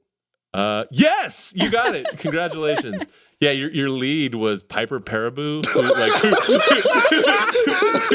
who I need to Google because at the time everybody's like Piper Perabo is the next it girl, and then just nothing. Probably because the movie didn't do too well. I presume. I thought it was that it? movie. I don't know. I feel maybe I They was named bars after it, right? like I think that was like a video. Maybe it was like an aftermarket hit. Because I at the video stores, I remember that one. Yeah, being a I just banger. remember the poster. It's a rental. I Okay. can see the poster. in It my also mind. kind of spawned a generation of obnoxious women, I think, or a certain Go breed, on. a certain sub-genre of obnoxious woman for a very specific period of time. I think it still exists. Yeah. It persists. Listen, anytime you see a breakfast place with a really rude, like aggressive name, that's Coyote Ugly. That person grew up watching Coyote Ugly. There Bet. you go. Other actors and actresses in the film. John Goodman was in it, apparently. I wouldn't know. I've never seen it. Bridget Moynihan is in it. Tyra Banks, as he mentioned. Ellen Cleghorn of Saturday Night Live fame is in She's it. a legend. Yeah, exactly. Bud Cort is in it, another legend, and Leanne Rimes. Sure. Now then, the year is 1986. Maltin didn't even give this a star rating. He called it a bomb.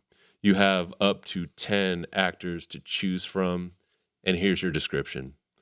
Steve Gerber's sarcastic comic book creation is unwisely turned into a live-action character for this hopeless mess of a movie set in Cleveland. Gargantuan production produces gargantuan headache. Executive produced but disowned by George Lucas. Fuck, I know I have the title. I can't think of the person's name. Do you have a title? I have a title. I can name the other movies. That's the only thing. They have faces. I can recognize them. Think about the actress. That's the person. I'm thinking of the bad guy. I can think of the bad guy too, yeah, but I don't know his name. Geez, I don't think I can. Because my brain is auto-correcting it to Christopher Lloyd. And that can't be right. Because I think I'm confusing it with fucking Roger Rabbit. Yeah. I know the bad guy and I know the lady, but I don't know their names. I have nada. I got title. I have title too. How do we settle this? But you don't know their names? I just know their faces, and I can name another movie they're both in, but I can't name another movie they're both in. Exactly. Damn it. It's tough. I can't remember their name. Yeah, I'm out. That is a really tough one. How do we settle this then? I don't know. This one's a draw. Why don't you just tell us? Okay. A count of three. You both say the name of the movie. 1, 2, 3. Howard the Duck. Right. And you're trying to think of Leah Thompson and Tim Robbins. Tim Robbins? Tim Robbins, the principal in Okay, I'll give you Bueller. I'll give you the lineup. So you got Jeffrey Jones, Right? Tim Robbins, Paul Guilfoyle, Holly Robinson, Miles Chapin, Virginia Capers, David Paymer, Thomas Dolby was in it, and the voice of Richard Kiley. It's been a long time since I've seen Howard the Duck. Yeah. The duck who has sex with women. With a little mini prophylactic. and the movie where they show some duck titties. Oh, that's right. Yeah. Oh wait, what's the lead's name? The lead actress? Leah Thompson. All right, let's hang in the same era. This was released in 1986. Maltin again with 2.5 stars. Maybe that's just like his default animal rating. Overall, it was a movie. 2.5 stars. Here's the deal: you only have 4 actors. Wait, he put a bomb on. He gives 0. Yeah. Damn, that's cold. Yeah, it's cold. But I mean, to be fair, I haven't watched Howard the Duck since I was a kid. I have no desire to. I don't know. Yeah, I mean, I have fond memories of it, but I'll give you that. All right, we're watching fucking Howard the Duck. So far, I've seen 1 of 5 of these movies. I know. We're getting screwed on the animal movies. Which was? Reservoir Dogs. Oh, okay. Yeah. I'll rewatch that too. I need to rewatch. I think every 5 years I should watch Reservoir Dogs. Okay. I do. I have. Okay. I have a respect Steel for that case. film. I do not like Quentin Tarantino movies, but I like Reservoir Dogs quite a bit. Oh, I didn't know you didn't like. No, Quentin I think I Tarantino. actively dislike almost all of his movies, and if I didn't just dislike them, like Pulp Fiction, even like if I didn't just dislike them, I really dislike the culture that it spawned. You know. Okay. So and it becomes kind of hard to differentiate between the two, and it's just like. Are you motherfucking joking me? Am I motherfucking joking you? You're coming to me and asking me if I'm motherfucking joking you. Cool out, daddy-o. We are gonna like that kind of shit, like that means of talking, like legitimately just fucking ruins Question. everything. And he's a fucking hack. He just steals his shit from other places. Of course. He just bites. We've realized that you've basically seen every M. Night Shyamalan movie. Have you seen every Quentin Tarantino movie? I think I tapped out after Kill Bill 2. definitely Kill Bill 2. I don't know if Okay. I've seen anything past that. I haven't seen the Inglourious Bastards. Okay. I haven't seen the Really? Yeah, I haven't seen the Hollywood Once upon a time in Monster Hollywood. Mash. What was I think that or The those Hateful Eight, Yeah, no, I'm not watching that shit. Django Unchained. I'm not watching that shit. Okay. So yeah, you definitely tapped out at Kill Bill 2 then. Yeah, I know where I'm at. I mean, I haven't seen every M. Night movie. I think I missed 1 or 2. I think you probably didn't see Glass, and then you I did not probably see didn't. Glass. You did, I did not. and you didn't see Split. No, and isn't there one about like a grandma's house, a house or Oh, something? that's a produced House by on the- Grandma's Hill. Yeah, I think I took a sabbatical after the movie where they're afraid of the wind. Was that one? The The Happening. I took a break after The Happening, and I didn't get back in the ring, motherfucker, till Last Grandma on the left. Old. Yeah. Old was me coming back. Oof. Yeah. What? Like I missed something? No. There's no good part to get on. And in all fairness, I have only hate watched like the M. Night movies, Quentin Tarantino. And again, I really like Reservoir Dogs. That's a great movie. True Romance is cool too. Has You do some charm. have that Reservoir Dog poster in your room. And what's the ceiling. what's the Dracula one? The full From Dusk Till Dawn. Yeah. That's a banger. I'm not going to hate on him when he does good stuff, but he usually just doesn't do stuff that interests me. So I'm not going to watch it like I would in M. Night stuff. Movie Masters 760@gmail.com. Jackie Brown is fine too, but it's just a fucking genre exercise. It's just a genre exercise. I actually watched a lot of, like in the 90s, I was watching blaxploitation movies. There's a lot of them available on And I VHS. think that's why people like him, is because like he brought that stuff that people had not seen to like the mainstream, and then people were like, "Oh, this Sure. is so cool," you know? Yeah, but it's also just watch the old like. They don't know. I That's know what they I'm don't know, saying. and I know, and I knew when I was And 16. he So how was fucking getting good all can he be? this like hype and stuff pre-internet, you know, like Yeah, no, I mean like that. Like I hate like the style of his shit that gets jacked, but like the spirit of it. Like I mean, it was what you had in the 90s. It was like Spike Lee, Quentin Tarantino, and shit. Who was Slackers? Boys in the Hood guy? Oh yeah, John Singleton. Yeah. And Richard Linklater? Richard Linklater. I mean, if you want to, if Kevin Smith gets to come from that, and like, it felt like he was in that camp for a while there. Oh, for sure. You know, when you're in the moment? yeah. I mean, I guess, well, no, because he kind of, Mallrats, I think, made him, he was mad about Mallrats. I don't know why I'm talking about these things. Listen, that school of like movie making that came out was cool, but like anyone who's tried to have a Quentin Tarantino type beat in their movie I want to throw myself off a fucking bridge before I watch it. All right. We're going to go to 1986. You only have 4 actors you can work with here, okay? This is, again, a 2.5-star rating from Maltin, and the description is as follows. Your lead is just right as slightly crazed scientist who tests himself in a genetic transporter machine and starts to evolve into an animal. Extremely intense, sharply written remake of the 1958 movie that unfortunately goes over the line to be gross and disgusting. Written by Charles Edward Pogue and director blank. An Oscar winner for makeup. Followed by a sequel. I have no idea who else is in the movie. Yeah, same. And you know what I mean when I say who else. Okay, there is a female. I know there's other people in the movie. Right. I just don't She is know. of note, and I think you may have seen her within the past year on screen. I'm sure. Yeah. Don't mean I know her name. Oh, I know. I'm trying to. Dylan, I feel like you got this. I know. I don't know her name either. I want Dylan. You can take some time to think about it. I want to say Maltin is, he missed the mark on this one.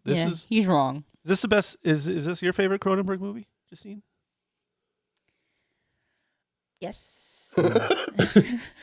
Yes. Yeah, it's like the pleb tier answer, but it's also kind of the right one. Yeah. I wouldn't say it's my favorite, but it is so goddamn unconscionably good. There's a lot of elements of movies that I like in it that Right. are not always present in his stuff. It's so good. I wonder if this is like a Cronenberg gateway drug. I was that's it. okay. So I was 10 years old when this came out. So Yeah. I was conscious of like, hey, what's happening in media? Like, what are people talking about? Right. This was a huge, like, it had a huge ripple. Like, And it is so gross. It is one of it's nasty. I don't know that there's a grosser, like, I mean, because you get into that like Dead Alive territory where there's like just swampy, sloshy stuff everywhere, and it's like it's gorier, but is it grosser? I don't know that there's a really grosser movie. Probably not. Effects wise, jeez, man, this is such a masterpiece. What does Maltin go up to? 4, 5? I think he goes up to the name of banger. Like what's Gone with the Wind. all right, Gone with the Wind. Let's see. we just need to think of that. You're still at 1. Oh, are you? Of course, I I'm have at 1. 2. You have 2? You have 2. You're I'll give gonna you a hint fucking. that- You need to slam dunk this The motherfucker. actress- But the hold on, actress is known for what's art. Gone with the Wind? Okay, hold on one second. It'd be funny. Gone with the Wind's like half a star. This sucks. Overrated. Racist. I don't know why people like. My balls. Let's see. Gone. Too long. Dumb. Annoying. Gone in 60 Seconds, 2 stars. Did he not rate it in this? It's too overrated. Yeah, it's not rated. Like in here. Casablanca. Okay, let's take that.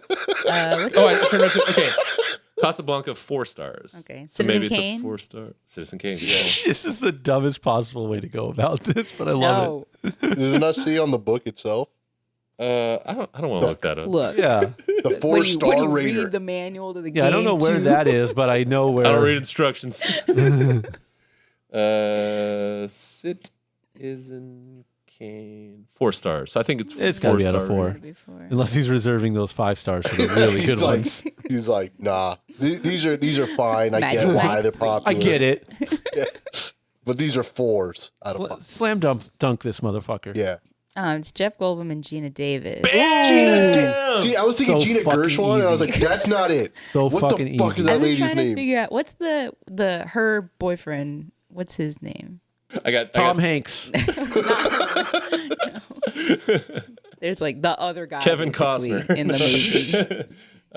Let's see. Okay, so your 4 actors listed in this book: Jeff Goldblum, Gina Davis, John Getz, and Joy Buchel.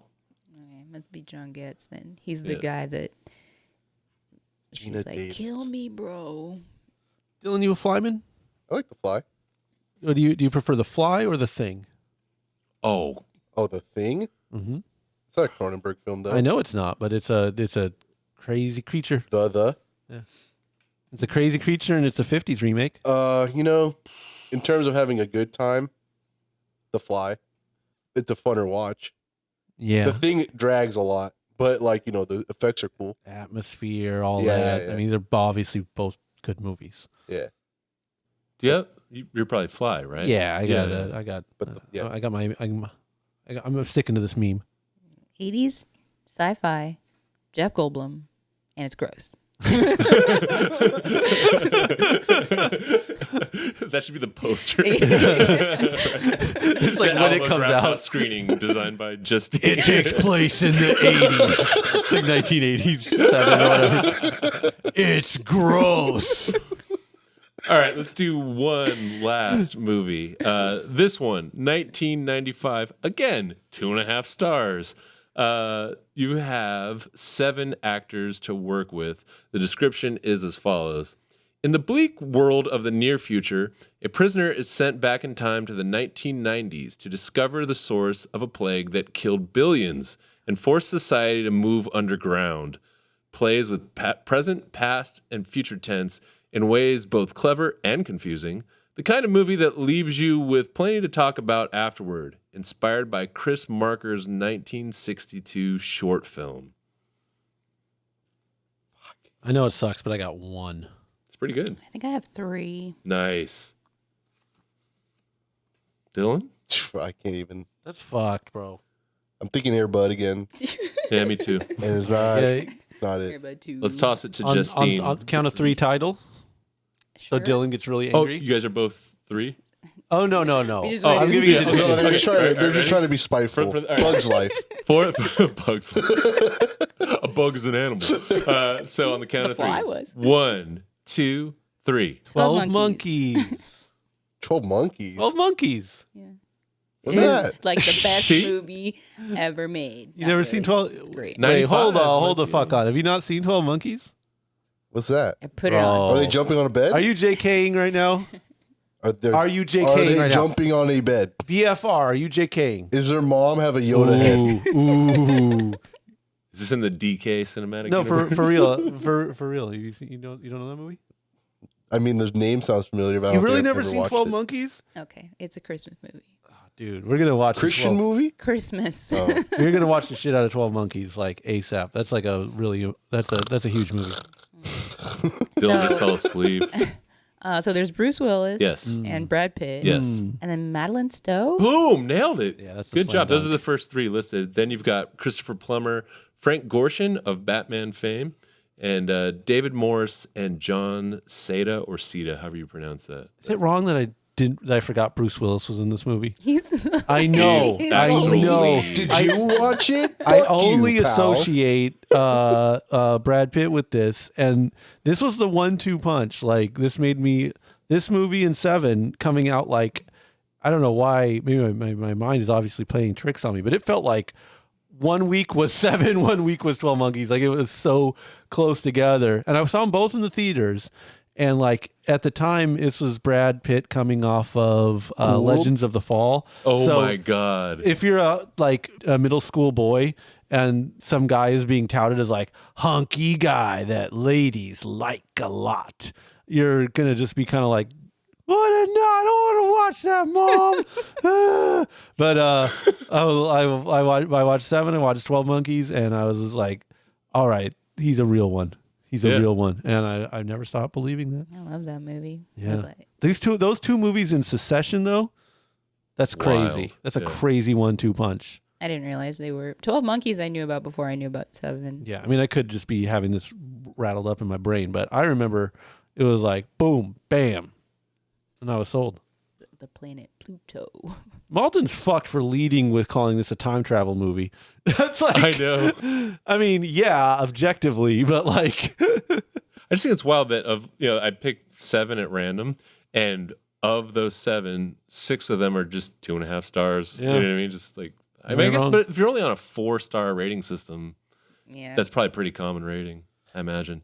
So yeah, at this point in the podcast and the game, this is easily my most worn out book that I've ever owned. And with that said, Dylan, tell us what we're watching next. Unlimited. What's up, everyone? Thank you for listening to this week's episode of Regal Movie Masters Unlimited.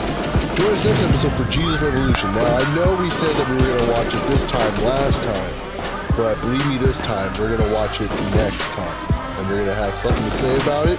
I'm sure you're going to like it. We also got a movie I'm really excited for, Creed 3. Now, I love all the Rockies, and I love the last 2 Creeds.